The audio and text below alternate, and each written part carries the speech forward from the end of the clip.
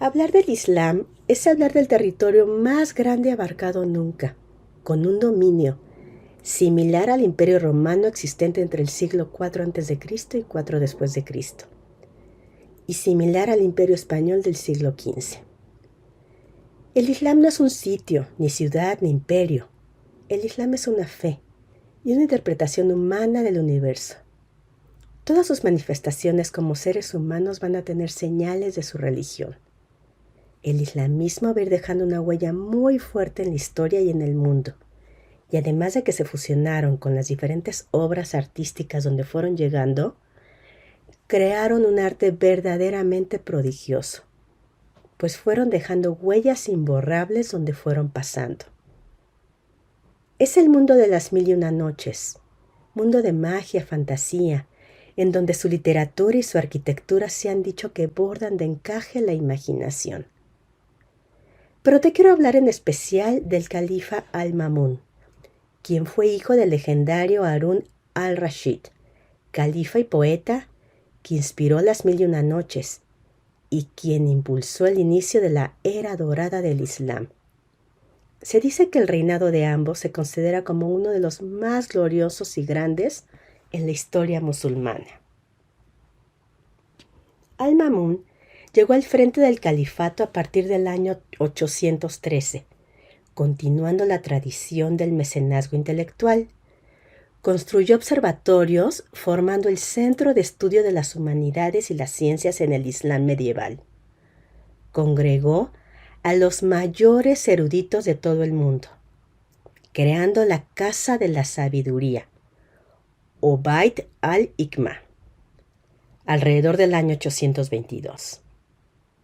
Esta era una institución del Bagdad abasí, consagrada a la traducción y a la enseñanza de los textos clásicos.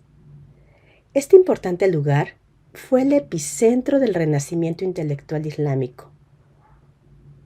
Uno de sus objetivos fue hacer la traducción al árabe de toda obra existente. Y aunque los predecesores persas de los abasíes, llamados los sasánidas, habían iniciado un movimiento para traducir lo antiguo al árabe, este califa quiso darle continuidad y ordenó la búsqueda de manuscritos de otras culturas y tradiciones ancestrales para llevarlas al idioma árabe.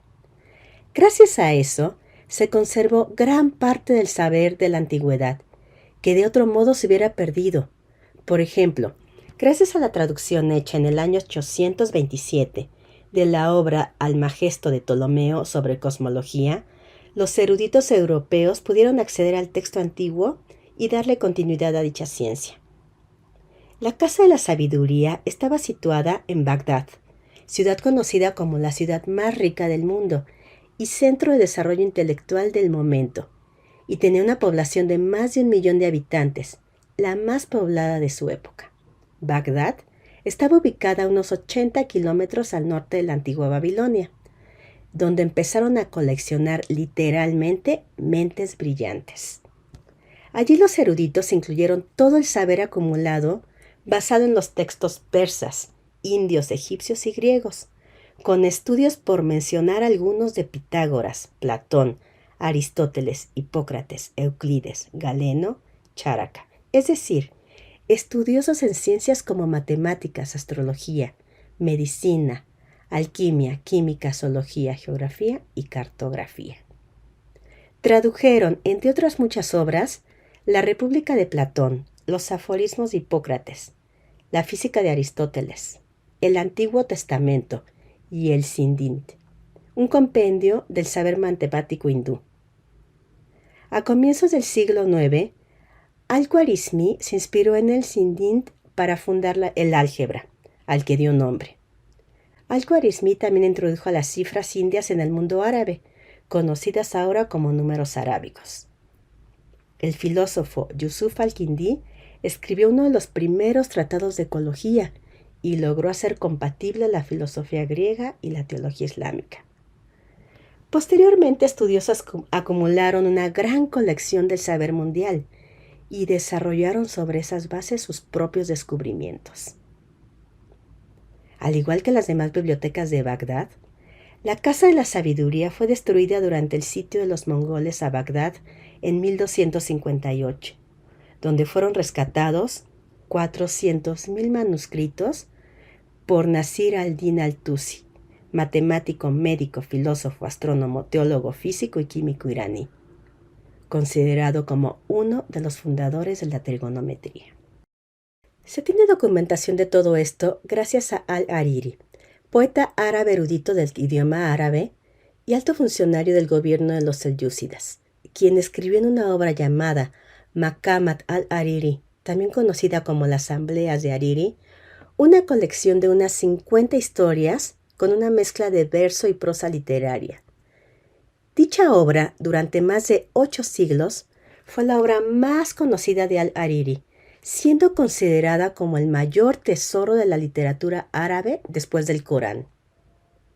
Aunque ese tipo de literatura no se originó con al-Hariri, elevó el género a una forma de arte, pues ya existían maqamat antes, siendo una narración corta que pone en escena un personaje central que se busca la vida a través del ingenio y la elocuencia.